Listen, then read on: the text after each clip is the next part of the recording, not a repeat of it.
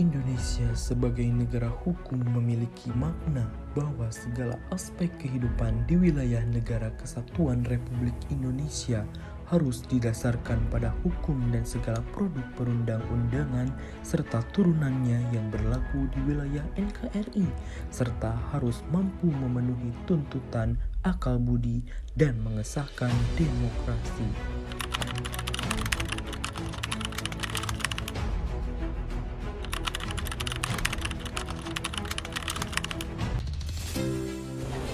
Hukum adalah undang-undang yang dibuat dan ditegakkan melalui lembaga sosial atau pemerintah untuk mengatur perilaku masyarakat. Hukum yang ditegakkan oleh negara dapat dibuat oleh legislatif kelompok atau oleh seorang legislator tunggal yang menghasilkan undang-undang oleh eksekutif melalui keputusan hakim melalui presiden. Lantas, apa hukum menurut para ahli? Menurut Aristoteles, hukum tertentu adalah aturan-aturan yang menetapkan dan melarang beberapa tindakan.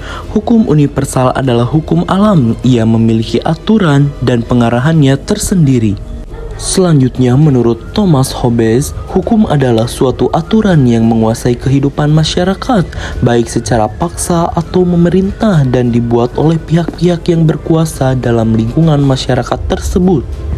Lalu, apa tujuan hukum? Pertama, kaidah hukum memiliki tujuan untuk melindungi kepentingan manusia dari bahaya yang mengancam.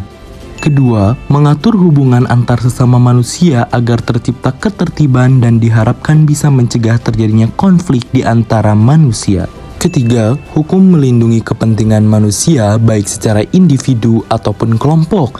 Pada dasarnya, manusia adalah makhluk yang juga membutuhkan perlindungan agar kepentingannya bisa terlindungi dari ancaman sekelilingnya.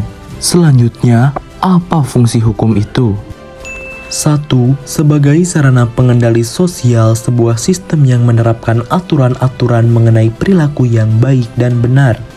2. Sebagai sarana untuk mengadakan perubahan pada masyarakat. 3. Sebagai alat ketertiban dan keteraturan masyarakat.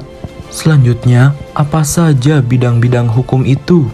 1. Hukum pidana. Hukum pidana adalah peraturan yang menentukan perbuatan apa saja yang tidak boleh dilanggar dan termasuk dalam tindak pidana. 2. Hukum perdata. Hukum perdata adalah peraturan yang mengatur hak dan kewajiban seseorang dengan badan hukum. Istilah hukum perdata pertama kali dikenal dalam bahasa Belanda, bahkan sumber hukum perdata berasal dari kitab Burgerlijk Wetboek atau kitab undang-undang hukum perdata.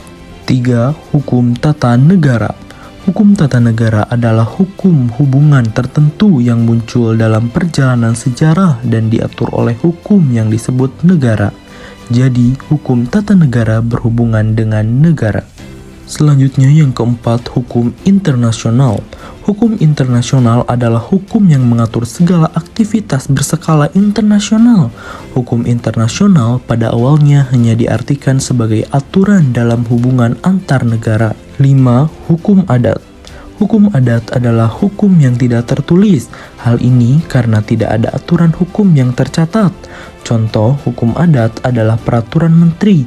Ia tidak mendapat lagi kepercayaan dari mayoritas DPR dan harus mengundurkan diri dari jabatannya. Yang terakhir, hukum lingkungan. Hukum lingkungan adalah hukum yang mengatur pola lingkungan dan semua perangkatnya.